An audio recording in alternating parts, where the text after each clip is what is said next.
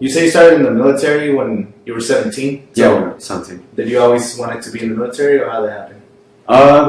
Not until I was middle school. In middle school, when I first saw my Marine Corps boot camp video. Yeah. And I thought about going to like a military high school, but then like my parents wanted me to stay away from military completely, just because of the influence they had back in their home country, and it was like considered a bad thing. Yeah. To join the military. So I forgot about it over the longest time until like when it came to like high school graduation, or getting near there, and I really had to decide what I wanted to do. Did I want to go to college, get a job, or what other options? What options you have? Yeah. Graduating from high school. Yeah. So, okay, and then you never did none of those, like cadet corps in high school, middle school? I did double pups. It's like, it's not really a cadet corps or whatever. It's just basically like a 10-day military style training camp that they ship you up to Camp Pendleton in San Diego. San Diego, yeah. And then, I have some friends there. Yeah, or I guess Oceanside, some people like to call it. Yeah. And then they ship you up there, and you wear this white T-shirt, red handkerchief, red hat, and blue jeans and some boots. And then you go basically where the recruits are training at, and you get to train next to them, but not with them, to get kind of experience out of it. So how do you? Because you say you're in the Marine Reserve, so you're not in the active duty. What's the difference between both of those? So reserve, active duty, reserves and active duty, they both go to boot camp at the same time, do the same thing, same thing combat training, and same thing with your MOS school, which is your military occupational specialty schools. Yeah. And then after you get out of your MOS school, that's when you branch off into your units, like separate units and all that. And then the reserves goes home, and they go to their units, and active duty gets shipped out to wherever for the next 2 years or something like that. Yeah. Did you get to choose that you wanted to be a reserve, or do you get placed there? How does that work?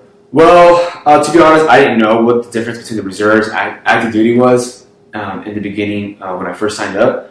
All my recruiter told me was, well, reserves is the same thing as active duty. There's no difference. I mean, there is a difference.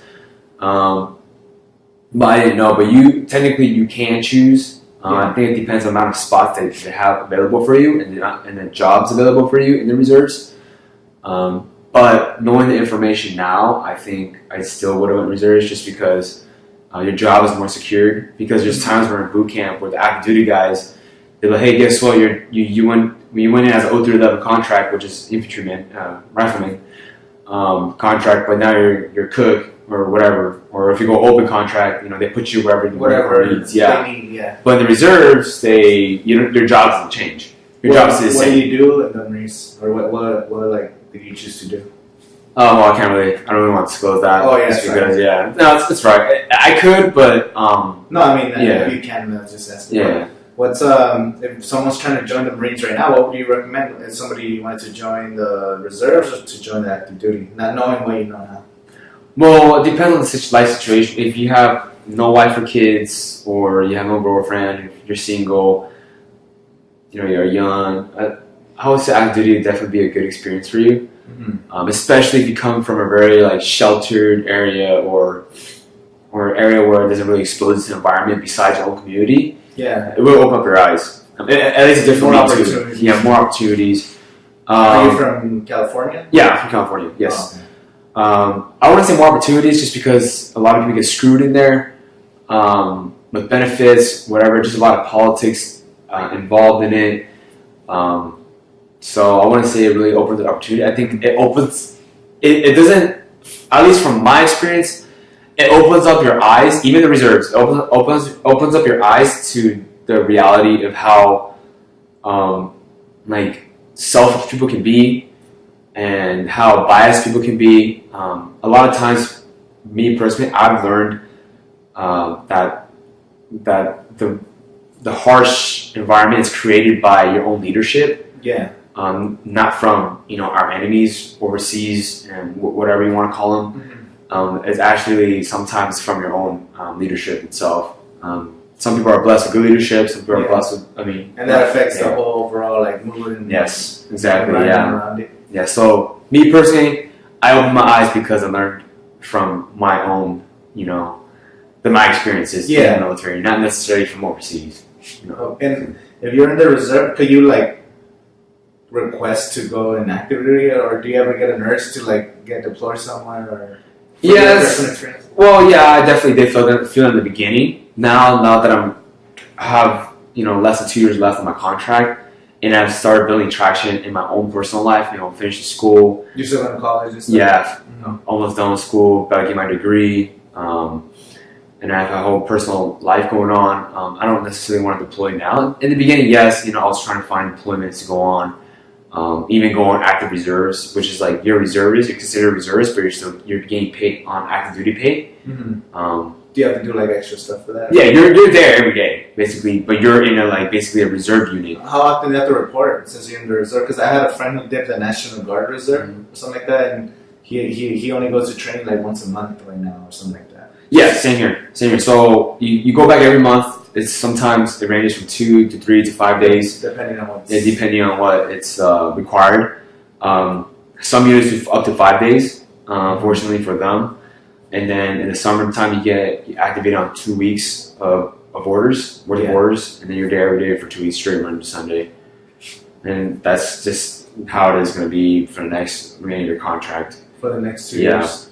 And do you ever, like, if you're on the reserve, is like, if there's some kind of war or something, is that when they put you on? Is that the whole point of the reserve, or what? Because I really don't know. I've heard a lot of stories, man.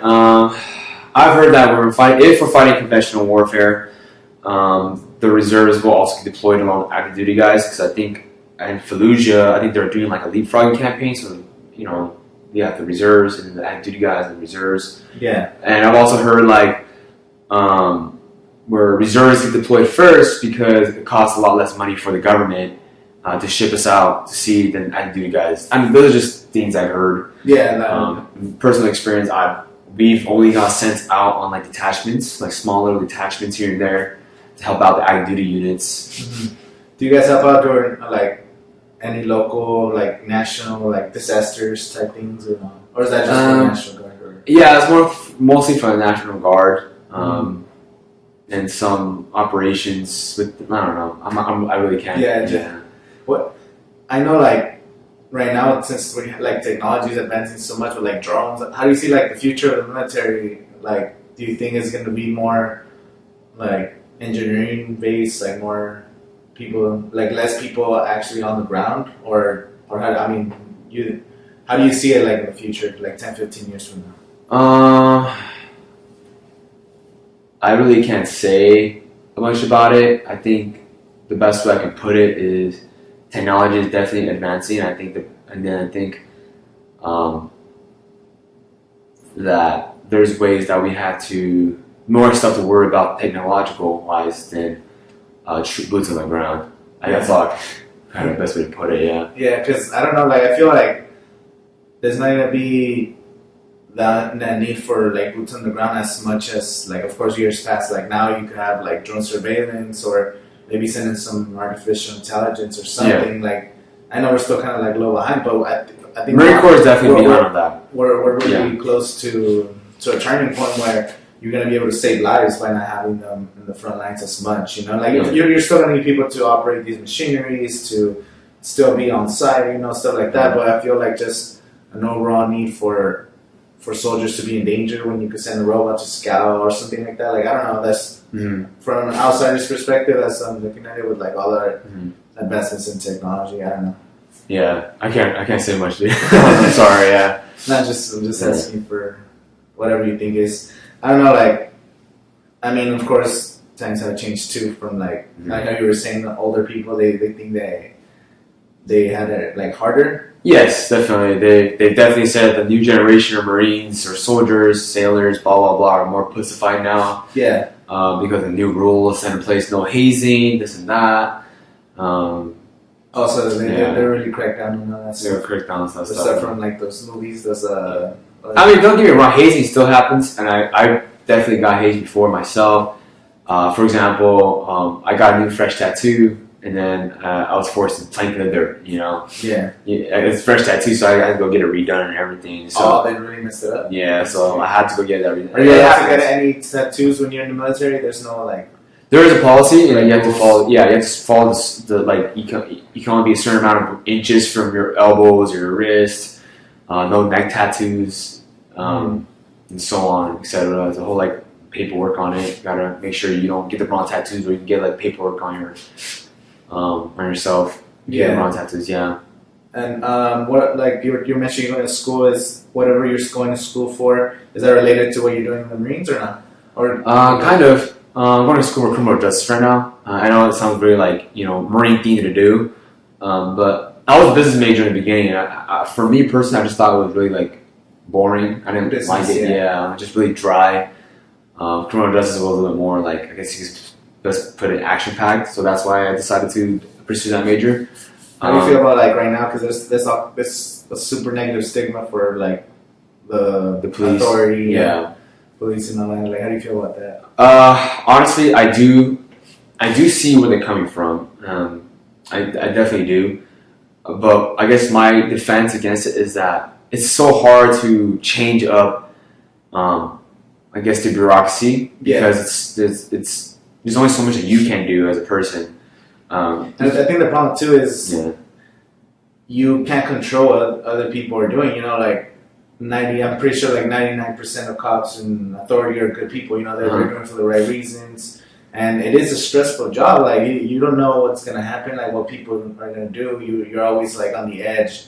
And unfortunately now with social media, like everyone has a phone, everyone's reporting these things. So you get 1% of people doing bad things, and that's everything that blows up on social media. Like everybody starts talking about it. This cop abusing his power, or something happened. Yeah. And it's always the 1%, but 99% of them, like they're getting the hate even though they're doing a good job. So that's kind of sucks. Yeah, those kind of stuff, especially when you're entering public works and like and public assistance, like you're gonna get the heat for that one guy. Yeah, you're screwing everybody over, and it's sad because you're usually the guys who preach like, oh, don't be a buddy fucker, don't screw other people over, blah blah, are usually the ones screwing other people over. Yeah. And it's just sometimes it comes from leadership, and you just kind of don't want to listen to them. So it kind of creates a lot of trouble within the organization itself, and it kind of breaks the structure of it and the authenticity of it. Yeah.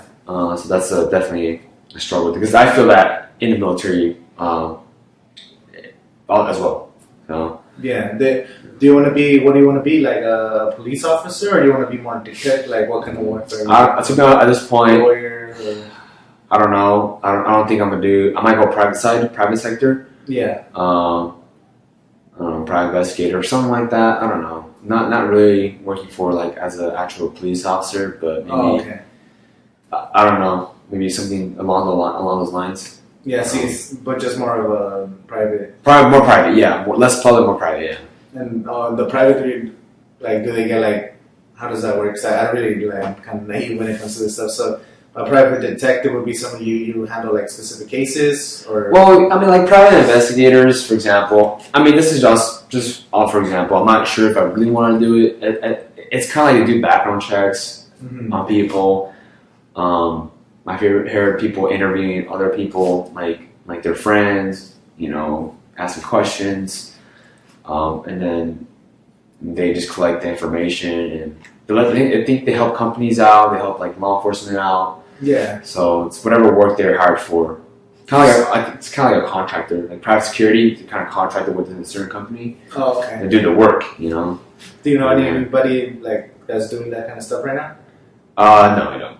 No, you just kind of something you're thinking about doing. Just for example. Do you have any other like family members in the military or like law enforcement or anything? Or are you the first? No, I'm the first military in my family. First Marine in my family. So kind of family history, kind of, yeah. Yeah, that's crazy. So, what were your parents' sentiments when you decided to join? Because I know it's gotta be hard especially you said that your parents like didn't really like that for you to join it. Yeah, well, it's crazy because my dad actually tried to sue my recruiter.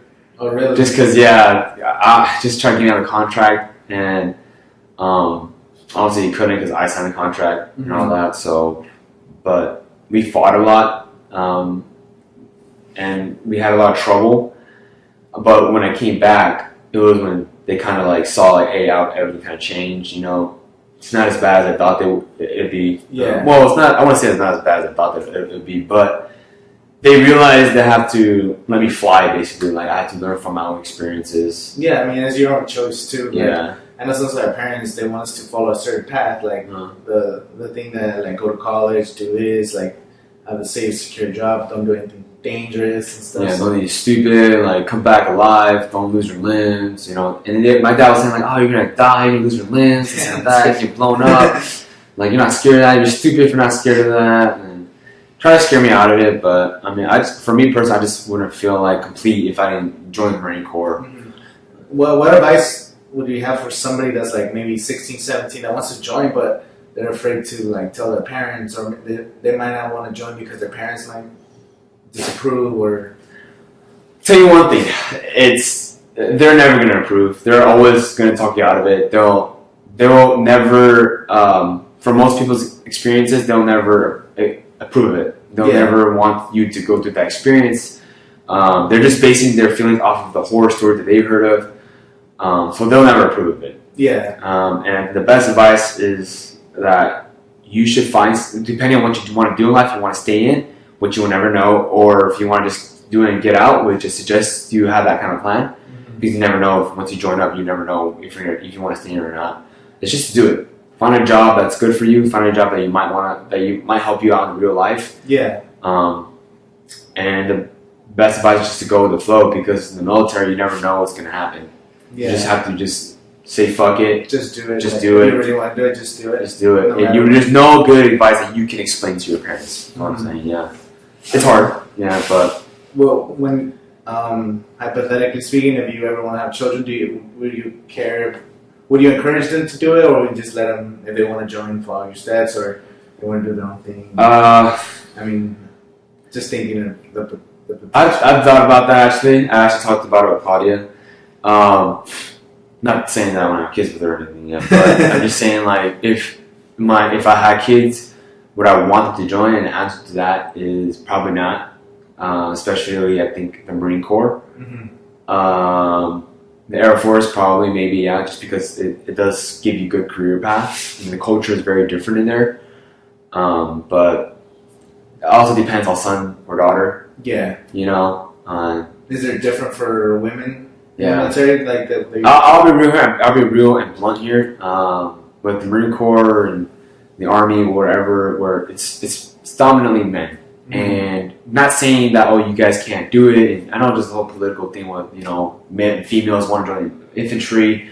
It's not about that. It's about the amount of sexual harassment cases that goes on in the military itself. Mm-hmm. I personally do not want my daughter to ever experience that, just because the testosterone levels are somewhat high in the military as well. I mean, you have a lot of young kids too. I mean, straight out of high school. Yeah, straight out of high school. Yeah, it'll definitely strip their innocence if that case happens. I'm not saying it's not gonna happen out in the real world, but when you're in an environment where it's full of men, you don't know where they come from. Yeah. And sometimes the rules and regulations in the Marine Corps sometimes makes people go crazy. Yeah. Like, they constrict you onto, like, a military installation. It makes people go crazy. The stress. Some people can't handle the stress. Some people can handle it. That's the reality. Some people can handle it no matter what anybody says and wants to talk good about the military. Some people just can't handle it. It's with anything, not just military, but there's just certain things that some people are capable of doing. Yeah. Some just can handle it. And that's actually one of the videos that I made about, calling that guy out. It's like, some just can't handle it. It's not for everybody. And it's okay. He could be great somewhere else, but you have people who are following him saying, "Oh, you're stupid, you're wrong," and you're just too pussy to go out duty. You're just too pussy to handle it, and whatever. And I'm like, all right, whatever. Do what you guys want. You guys will learn the hard way. Not saying that I'm cursing you guys, but it's sometimes people have to learn the hard way. Yeah. If my kids have to learn the hard way, then unfortunately they have to learn the hard way. It's all going to be their own personal experience, whether you can prepare them for anything or it's never going to be the way you expected it to be. And I'm pretty sure there too, since it's not a controlled environment, because they make you do certain things, but you have people, like you were saying earlier, people from way different upbringings all over the United States, and you come together and you might not have the same ideologies, and maybe you weren't raised the way you should be raised. Well, regardless of the same ideologies, I wouldn't. Let's say you didn't go through the sexual harassment like issues, as a male or a female, because males do get sexually harassed in the military as well. I just think that if you have great potential, you have, if you're aware of your environment, you're aware of the world, you're extremely intelligent. I would suggest my kids, if they're my kids, to stay away from it, just because for some people, it's literally just wasting your time in there, because a lot of times you're just sitting there and waiting for hours for nothing until somebody shows up. Like hurry up and wait. Yeah. And you're doing that for like 4 years. And once in a while you get sent to training. And then you learn it and you forget it and you get sent back to training again. So, and then that's 4 years out of your life. Yeah, you come out with a lot of benefits, like your GI Bill and experience in dealing with crappy people, but it's at like the cost of your let's say your soul. Like those benefits. Sometimes you don't even get those benefits. But you could still be doing something that you're passionate about, or trying different things while you're in it too. Like, is that something that you encourage people to do too? Like, you're still in the military, but for you, you're kind of decided to start doing YouTube, start doing. But I'm a reservist though. That's the thing. You're not fully. So I'm not fully committed to the military. Because let's say if I was fully committed to the military, I wouldn't have time to go to school. I mean, sure, it'll take you a lot longer for you to go to school and get it done. You have to join after you're done, right? Like, kind of. What do you mean? Like school, when you come back after you finish 4 years? Yeah. That's when usually people start school, because starting school on active duty, it's kind of tough, because you're getting deployed. Yeah, you're getting to train. Sometimes people look down on it because not a lot of these people don't come from those educational promoting backgrounds, and they see, you think. I've heard of experiences where like, you think your education is more important than what we have to do here, or whatever, and you miss classes. Something you gotta give that money back if you don't pass classes. From what I was told, you gotta give that money back. That's a lot of money. So most people just get out and do the 4 years and then go to school right after. I heard some people say like if you have a degree and then you join the military later, you get like a higher rank or something, or you get better opportunities. Oh yeah. It depends what you choose. So you get a degree, and then once you have a degree, your bachelor's degree, you can apply for officer school, like OCS, Officer Candidate School, and you could become like a second lieutenant, after you commission. Yeah. But if you have a degree and then you go enlisted, you start off where everybody else starts off. Really? Yeah. So you got to choose your path wisely. But if you really want to understand what your subordinates go through as a leader, usually people go enlisted first and then go through the bullshit and then become a leader. Yeah. So depends on what path you want to take. That's crazy. Yeah, I didn't know. Like, I have some friends. I don't know like the rankings, but my friend, he's in Japan right now. He re-enlisted another 4 years. He did 4 years. Then he re-enlisted again. So he's like air traffic control or something. Oh wow, that's pretty. Yeah, he's in him, and then another friend that he just got out like in December. So once you're done with the military, do you ever want to like re-enlist, or have you ever considered re-enlisting? No. I think after my my contract's over, I'm just gonna slowly put it behind me and just kind of move on with my life. Like I said, it's a lot of politics involved in the military. Yeah, a lot of politics. If I were to deploy and be in combat, then hopefully not.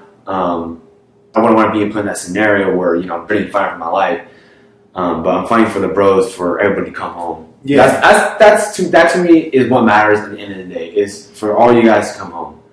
Because unfortunately, when we come back, nobody's gonna give a crap what we did out there. It's the guy to left and right of you who's gonna know what happened and is gonna care. The people that were there. The people. If you go to Walmart, freaking Costco, and you told them what you did, then they don't give a fuck. They don't care. Yeah. It's like, just gonna tell you, well, you thought you were fighting for freedom, but you're just fighting for politics. That's what they're gonna say. How do you feel about like right now? Do you think there's like people kind of don't feel like negatively about the whole military, or like the resentment from the different people? I've definitely got people who said, no, I'm not dying for politics, like you, or like baby killer, Muslim hater, Muslim killer or whatever. But I also got a fair share of, it might be, I think it's half and half. Yeah. Thank you for your service, blah blah. And it's like half and half. It depends where you're at. If you're more in California area, I think you're definitely gonna get more of those negative comments. But I've been to Arizona, Oklahoma, Virginia, and all those places. They're more conservative. They're definitely more appreciative of your service and all that. And to be honest, when they say thank you for your service, I don't really know how to respond to it, just because me myself, I feel like I haven't done a lot for my country. Yeah. Maybe they're just being more modest about it, but I feel like I just don't know how to respond to it. Thank you for the support. I don't know, Mm-hmm. So when you go to these places, it's because you got to train out there, or what? Yeah, I got to train out there, and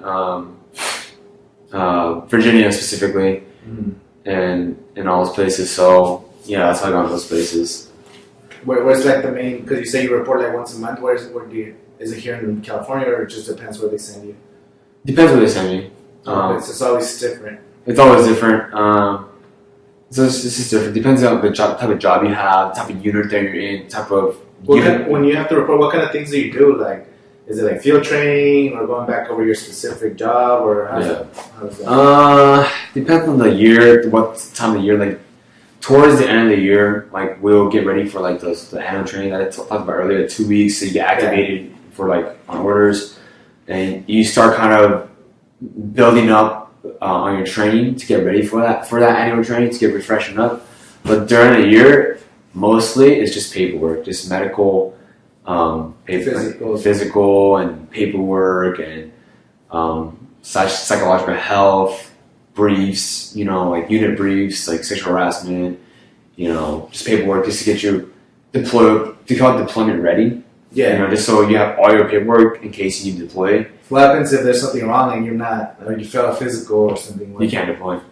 You're not going to deploy. Let's say you're too fat. You didn't pass your physical fitness test. 10 times you can't deploy. Do you get in trouble for failing certain things? You get put on a program and they'll work you out until you lose weight. Or you get in shape. You get in shape, yeah. That's so do you ever get what happened? So since you signed a contract, you can't leave, right? They have to finish your term. I don't know that. So I think I don't know if they're more strict on the active duty side or the reserve side. I mean, I have people gone UA that I knew personally, unauthorized absence, and they got a administrative separation, and I can't really name any names, but that person still has her benefits, still has her clearances, and all that. So yeah, it really depends. It's kind of hard to leave, but it's not hard. It's hard to leave like cleanly, with a clean slate, like nothing happened, like honorable discharge, like get your benefits, here you go. It's harder than just you had to finish a contract for all that. We're just gonna wrap it up now. Like I learned a lot about the military. Like I didn't know all the things you talked about, but I'm definitely looking forward to doing another one in the future. Maybe you're down, or maybe collaborating on a different type of video in the future. Because it was really interesting to hear all your stories. For people that want to find you, where could they find you? Follow me at Young Oorah on YouTube and on Instagram, YOUNGOORAH. That's for both my Instagram and my not Snapchat, but my YouTube. Yeah. Yeah. What's that? Is that why you picked that name? Young Oorah? Because I actually got the name from this Army guy that I knew when I was in school. He used to call me Young Oorah because, so Marine Corps tradition, you have the youngest Marine and then the oldest Marine at the Marine Corps ball. Yeah. And then the oldest Marine will eat the cake, and then the youngest Marine will eat the cake to get the wisdom from the oldest Marine. Yeah. And I was the youngest Marine for 2 years in a row. So I got that nickname, Young Oorah, because I joined at a young age. Yeah. So, and that Oorah is the slogan that we use. Oh, okay. A motivational slogan. So that you decided to just keep it. So you say Young Oorah. That's cool. Yeah. And for the record, a lot of this stuff that I talk about today is from my experience. And if it's not 100% accurate, I apologize. It's just from my personal experience. No, it's always it's what your perspective from your experience, because somebody else might experience a whole different thing. So it's just good to know that from your perspective. Yeah. So well, thank you for joining the podcast, man. It's a good conversation. Of course. And if you're watching this on YouTube, subscribe and like if you haven't already. If you're listening on Spotify or Apple Podcasts, give it a 5-star rating and share it with your friends. So thank you for joining us today. No problem. I'll see you guys next time. All right, see you.